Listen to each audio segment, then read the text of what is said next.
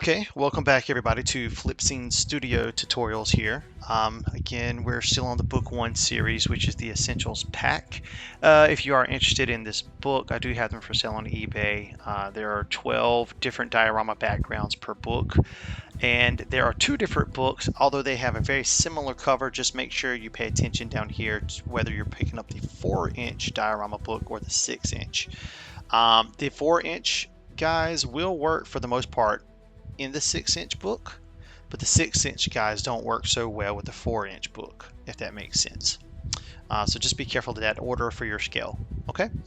All right. So moving on from that, today we are looking at tutorial number 9, and this is going to be the fallout scene in the book.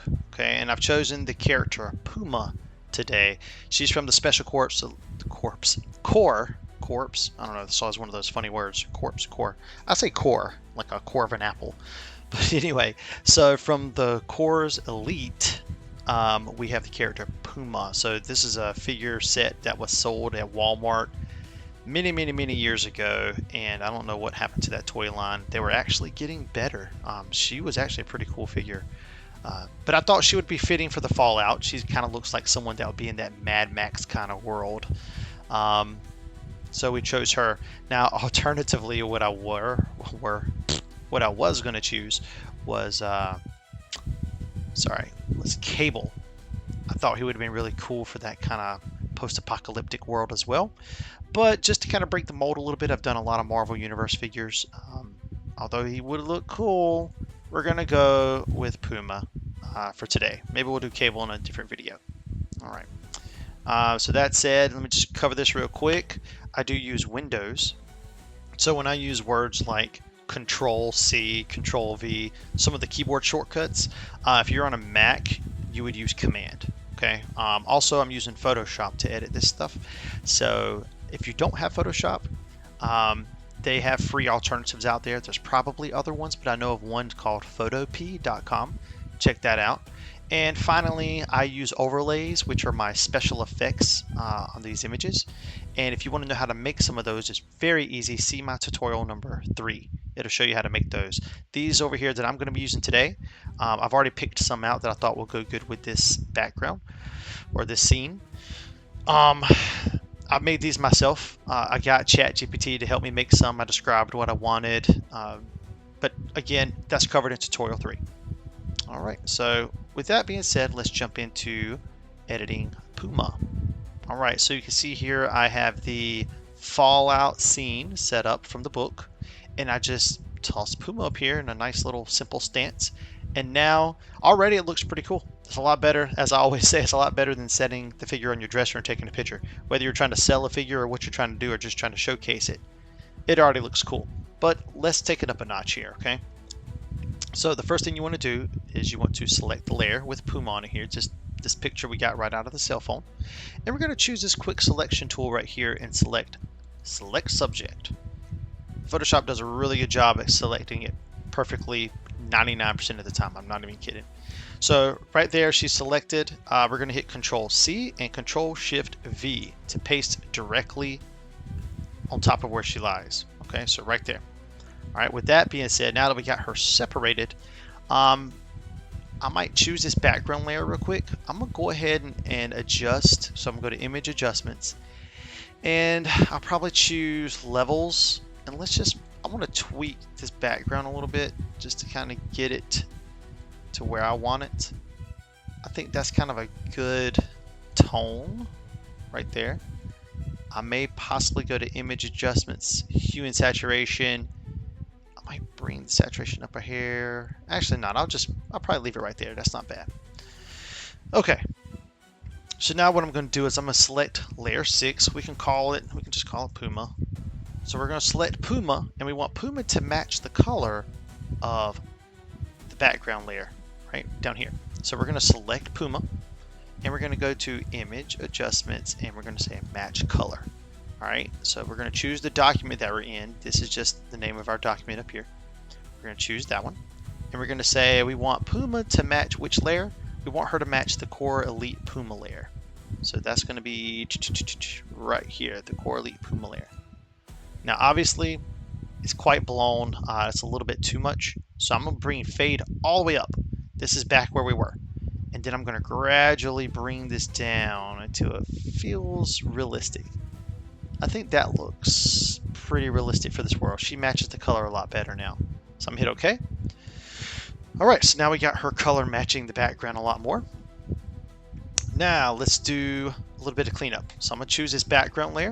I'm going to choose the square marquee tool, and I'm just simply going to highlight over top of this spiral binding. And then I'm going to click in the generative fill. We're going to leave that default, and we're going to click generate. Now I'm hoping it doesn't destroy this car back there. If so, we'll have to do this again, dodging that tire. But let's see how smart it is. Typically it gives you 3 options to choose from, and 9 times out of 10 you're going to find what you're looking for in those 3 options. Yeah, see, it didn't do that bad. It looks good. I already like that one, but let's see the other 2 options. Again, it gives you 3, and if you don't like it, you hit generate, it'll give you 3 more. So here, let's look through these. Ooh, it's not bad. It looks natural. That one looks good. I'm kind of like that grassy look right there. I think I'm gonna go with that one. So what you do is you click this generative fill layer, and we're going to hold control and click the background layer. That highlights both of these here. And we're going to say Control E to flatten those 2 images together. So now we got rid of the spiral binding. Already looks good. You could technically stop right here if you wanted to, but if you know me and you've seen the rest of my videos, you know that I like to take it to the next level, give it more of that magazine shot appeal or that cinematic movie feeling, right? So that's where these overlays come in. So this is kind of our final stage. All right, so as far as this goes, this is where you just get creative and do what you feel needs to be done. I may not use all of these, but I just put them out here just so I could have the options. So for starters, I had some sand. This looked like a sandy area, so I had my sand effect here, overlay. So I'm gonna take that. Let's see, let's enlarge it a little bit. I want to see some of that grain in there. So let's see, I'm gonna put that here. And that is in front of her, you can see, because it's covering her. But I'm also going to hold Alt, that creates a copy, and I'm going to drag a copy of that sand behind her as well. So let's see how it's behind her up here? So it looks like sand's blowing. I'm going to probably shrink it down a little bit, okay? And what I might do is bring the opacity of that layer down just a little bit so it's not hiding too much of the background. There you go. So now it kind of just looks like sand's blowing behind her, some in front of her. Puts her kind of in the scene, so to speak. All right, so let's put a flame up here because I'm looking for an excuse to use this. I don't really know where yet though. I might just kind of make it big and out of frame a little bit, like something over here is burning, and then maybe bring that opacity down. I don't know. I'm looking for an excuse to use it. It may not fit or go in place. Let's try it there and see what happens. So if there's smoke, I'm sorry, if there's fire, then there must be smoke. So I have my little fog effect here. I'm gonna put that over top of the fire instead of under it. And let's bring the fog, or in my case, smoke layer over here. And I'm going to kind of enlarge it a little bit. Okay, and I'm gonna move it more over here toward the fire. So there, now it looks like, you know, it looks like some wars happening. I mean, in the background there's some fires, in the foreground there's some here. It looks like she's in the middle of some action or some post-action that just took place. All right, so that takes care of that. Let's see, do we want any of this debris stuff that I had going on? I mean, you could just have some, it looks more like just some more smoke. I might just put it anywhere just to throw it in there. Now, if there's fire, let's add some fire embers. That's just the little sparks that are flying around, right? Let's make that a little bigger. Yeah, we can have some sparks flying around. Why not? Put those there. Nice. Now, let's see. What do we got? I have some sunlight. So we got a bright sun up here, but nothing's happening from that, right? It just looks kind of weird in the background by itself.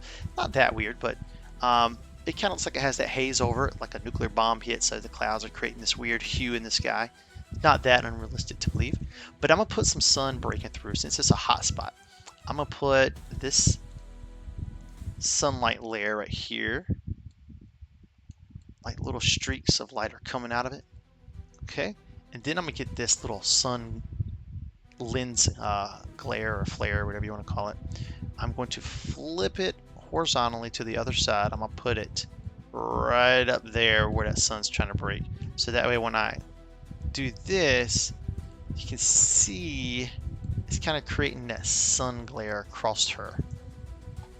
Now, if it's too much and it's hiding her too much, get your eraser tool. You can kind of erase some of this off of her like face and features. I might do that with the sun rays as well. Just get it off of her face a little bit. And I might bring that back because I want it to look a little more realistic. Okay. All right, so that's looking pretty cool. I think we're basically done other than I just wanted to see this. This probably won't work. I know it's weird, but I feel like rain. I don't know why. I feel like when I think post-apocalyptic, everything's dry, I know, but I feel like you have those weird like acid rain days where things are just kind of like a mess. So if I were to add that touch in there,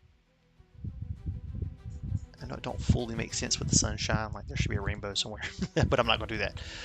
I'll add it. It just adds a little grunge to the photo if nothing else, but I think that's a pretty cool shot. So I think we're pretty much done editing her. I do like to take a copy of my logo and put up here. I'm not going to do that just yet.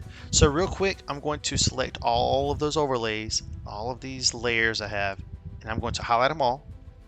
I do that by clicking the top one, holding shift and clicking the bottom one. It will highlight everything in between. Then press Control E, and that will merge all of those things together. So now that's a flattened layer.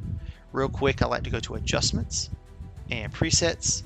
There's one under Creative called Dark Fade. Here's the dark fade layer. I'm going to collapse it so I can just kind of click the mother folder. Now that's way too much, obviously, right? So I'm going to take the opacity, and I usually like to do it around, I don't know, say 30 to 40%, somewhere in between. It kind of just feels more cinematic to me. And then I will select those two layers and merge those. And finally, I'm gonna go to single adjustments here. I like to play with the levels. Typically, I start with bringing up some darks, and then I'll maybe bump the highlights. But if it's already too bright, you can't do that. Maybe play with the middle tones. Maybe something like this.